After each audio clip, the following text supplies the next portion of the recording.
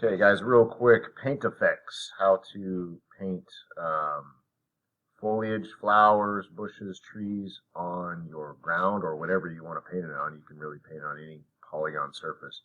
I'm going to select my ground first, and then I'm going to go up to Generate. I got to move this down. There we go. Generate, Make Paintable.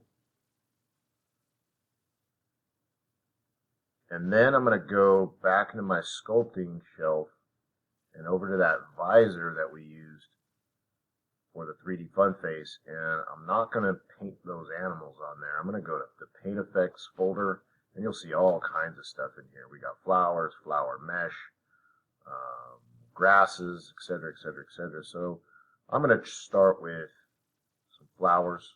Let's do small daisies. And as soon as I click on that, it's now active, and you'll see that my brush has this red circle. That's the size of the brush. If you want to increase or decrease the size of your brush, just hold down the B key, left click, and drag, and it'll make it bigger and smaller. All of these paint effects seem to be different in scale and size, so if I were to paint a line here, you'll see that those are, pretty tall compared to everything else in my scene. So you have to use your best judgment. I'm going to go in here, make it a lot smaller. There's the 10-minute bell. And I'm going to paint, I can go back and forth and paint some flowers all across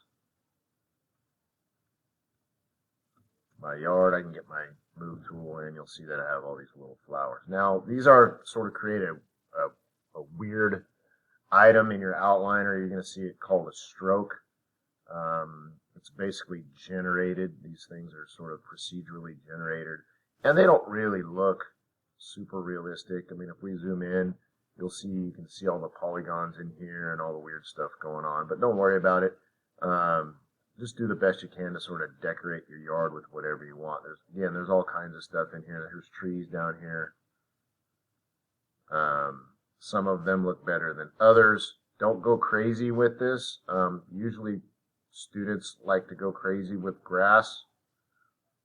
I suggest against it. It gets very expensive for rendering. Here's a grass that has wind attached to it. So I got students that'll just start going crazy with this grass all over the place and going through their house, and eventually you won't even be able to orbit around if you do too much grass. So just do it light, a little bit here, a little accent there, and you'll be good to go.